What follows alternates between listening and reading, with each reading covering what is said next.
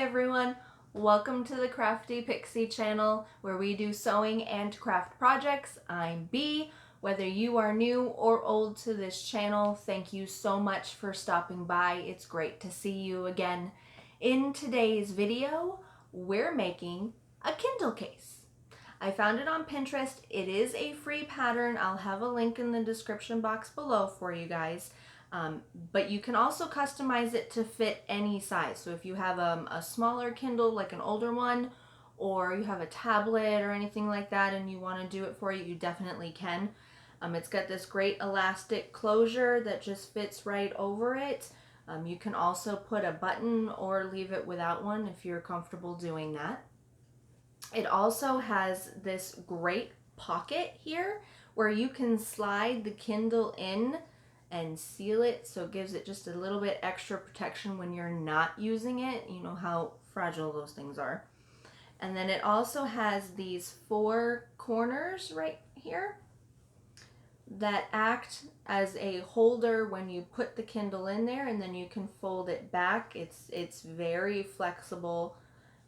You don't have to do too much crazy stuff to it.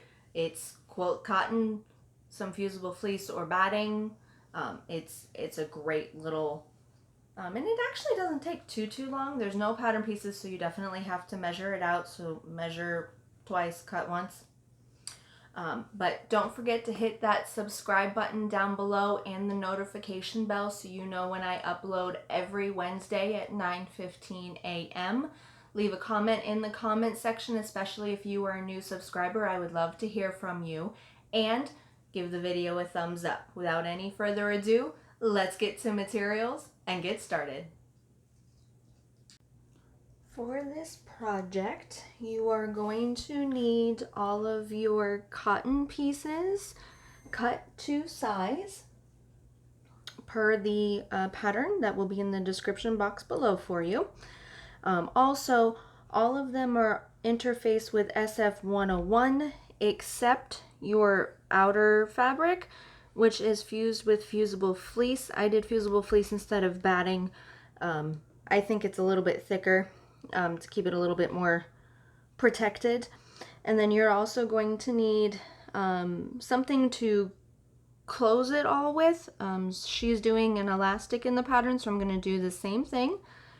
You're going to always keep on handy marking pens, a little ruler, some scissors, your clips and pins, your sewing machine, iron, coordinating thread, and a little bit of time. So let's get started. First thing we are going to do is we're going to take our corner pieces and we're going to cut them into 2 triangles. You can measure and make a line and cut, or you can just eyeball it, which is what I'm going to do. You're literally just cutting them in half to make 2 triangles. You're going to do this to all 4 pieces. Once you're done, you're going to place them right sides together. And you're going to take it over to the sewing machine, and with a 1/4 of an inch seam allowance, you're going to stitch right across the long edge on all of the pieces. Okay. Now, when you do this, you have to be really careful of of the beginning and the end, especially when you backstitch, because it can get stuck in your plate of your sewing machine. So if you want, you can literally start like right here, and then when you backstitch, you can backstitch further and then come all the way down. And you can do a seam stitch, which basically means you just take the pieces and you keep feeding them through the sewing machine, one right after the other. That helps a little bit. So I'm going to go do that, and I will be right back. Now that that is done, you're going to take them. They're gonna look like this. Now we're gonna take them and we're gonna fold them right side out And we're going to fold them right on that curve or that stitch that we just did. And we're going to iron that nice and flat. If you need to, when you're done, you can stick a clip. And then you're going to take this back over to the sewing machine, and with 1/8 of an inch seam allowance, you're going to top stitch right along this straight line. When you are done, you're going to cut off your little tails on each side. And then you're going to press it to seal the top stitch. So when you're done, they're going to look like this. Okay, so I'm going to go do this last one and I'll be right back. Now that we are done with that, you're going to take 2 of your triangles and your 2 pocket pieces, and we're going to start assembling that. Now, what you're going to do is you're going to take your pocket piece that is going to be right up against the Kindle when you're done, and you're going to lay that so that the short edges are at the top and bottom. If you have a directional print, make sure it's going in the right direction. And we're going to line up our triangle, 2 of the triangles that we just made, right on the left hand side.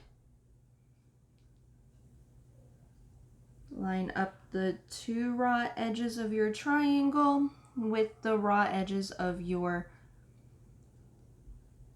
pattern piece. And then we're going to take your lining piece of the pocket, and we are going to lay that right side down, right on top of everything. Should be able to just place it right on top. You shouldn't have to worry too much about any movement. Okay, like that. And then we're going to pin in place.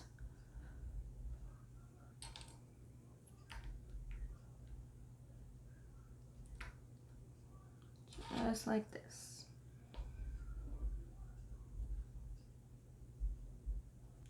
Just like that. Now we're going to take this over to the sewing machine, and with a 1/2 inch seam allowance, we're going to stitch down this long side right here. Just this side. You're going to back stitch really well at the beginning and at the end. And then when you feel the edge of your corner piece, I would back stitch really well over those as well, because this is going to get a lot of pulling when you're putting your Kindle in and out of the pocket or into its spot. Okay, so I'm going to take this over to the sewing machine with a 1/2 inch seam allowance. I'm going to stitch all the way down the side, back stitching really well where I need to. I'll be right back. Now that you have stitched that side, you would take it over to the sewing machine and you would fold it like so. Lay it flat. I put some pins to make sure we were even and that the seam was nice and flush. And then you're going to take it to the iron and you're going to press this really, really, really well. I mean, as down and flat as you can possibly get it, okay?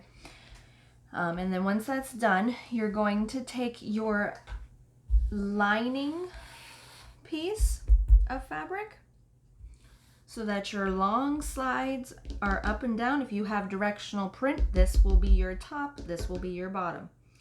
Then we're going to take the pocket that we just made and we're going to lay that flat and align the 3 edges. Okay, just like that. And then you're going to take your other 2 corner pieces and you're going to align them with the corner.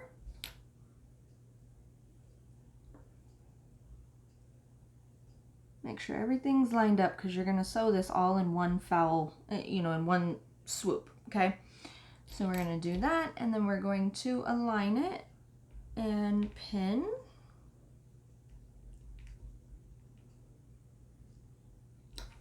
And yes, you want your lining fabric right side up.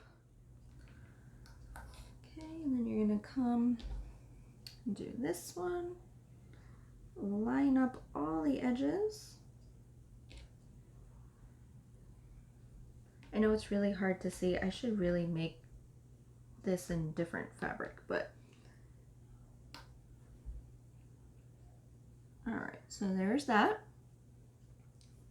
Make sure your top and bottom is aligned. Okay, and then we're going to take the elastic and we're going to go in 2.5 inches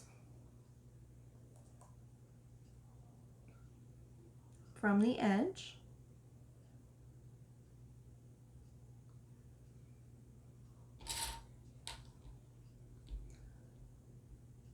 This is going to allow you to be able to really seal this when you're done so things aren't flying all over the place.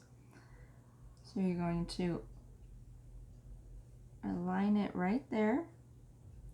So it should pretty much come to the edge of your other squares.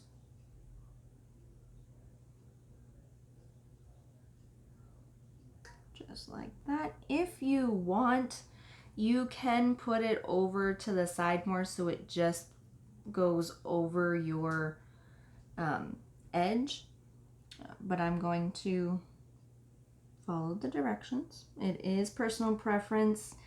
You can always change it up a little bit. There's nothing wrong with doing that.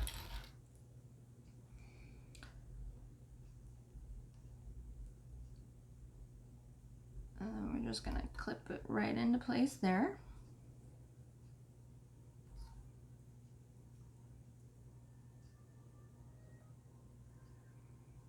Right into place here. Make sure you get all of the layers when you do this.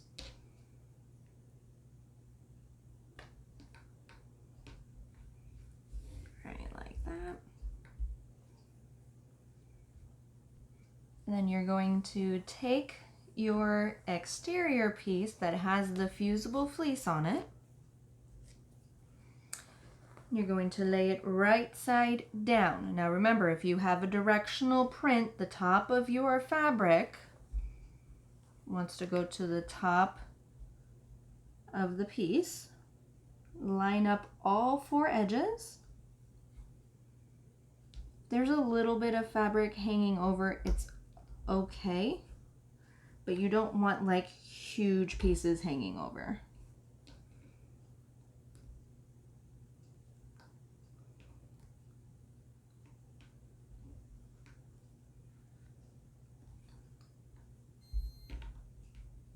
Clip it all together.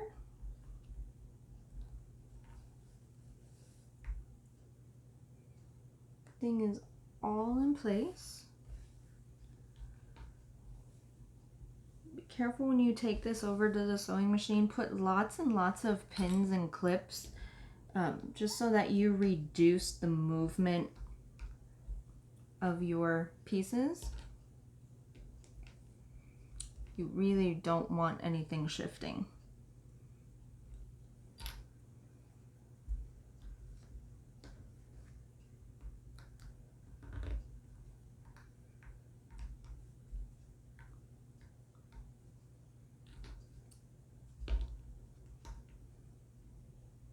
I know there is a lot of layers. It's okay. Go slow. You'll be okay.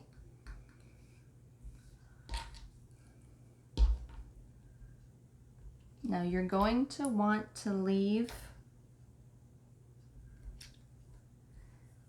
a very large majority of this side open for when we turn it right side out. So I would just come in like 1/2 inch on both sides, just so that you have a nice pull seam when we turn it right side out. So you're gonna have a lot of room to pull this all out. There's a lot of pieces here, okay? And then we're gonna take this over to the sewing machine, and we're going to stitch all the way around at a 3/8 of an inch seam allowance, okay? Make sure you backstitch really, really well at the beginning and at the end of your stitches. Make sure you backstitch really well when you come to your pocket pieces, your corner pieces, your elastic, the next corner piece, which should pretty much be in the same area, and then of course your side pieces right here.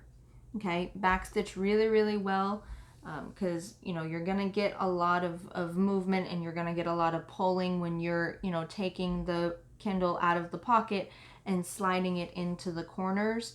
So you want to be really, really careful. Okay, so I'm going to take this over to the sewing machine with a 3/8 inch seam allowance. I'm going to go all the way around, leaving this opening, and I will be right back. All right, now that that's done, I went ahead and clipped my corners and then turned everything right side out. So this is what you're looking at. All right, and then it closes just like this, with your elastic that comes right over to close it. Just like that. That's what we're looking like when we're almost done. All right, now what we're going to do after you've pressed this, you're going to have to go over it again and again and again. You're gonna have a lot of fighting to do, especially right here around the corners, especially with the outer edge, but it's okay. Just press it really, really firmly. If you want to cut your seam allowance down, definitely do that. Just don't cut where your opening is. And then we're going to take it, once you've ironed it, I like to clip just a little bit so that I know my pieces are aligned for when I come and top stitch. So you're going to come through with an 1/8 of an inch seam allowance, and you're going to top stitch all 4 corners. Yep, it's going to be difficult. If you don't want to top stitch, you don't have to. You can do like a blind stitch here, just seal that opening. I am going to top stitch it. It's going to take a little bit of maneuvering. You're going to have to go slow, and you're going to have to be careful when you get over here to these little spots. But I'm going to go do that, and I will be right back. Once you have top stitched everything and gone ahead and given yourself your final press, you are done. Voila! Not too bad. You know, some of, the top stitching was pretty difficult because of those, bulky edges, but other than that, not bad at all. All right, don't forget to hit that subscribe button and the notification bell. Leave a comment in the comment section down below and give the video a thumbs up. Until next time, see ya!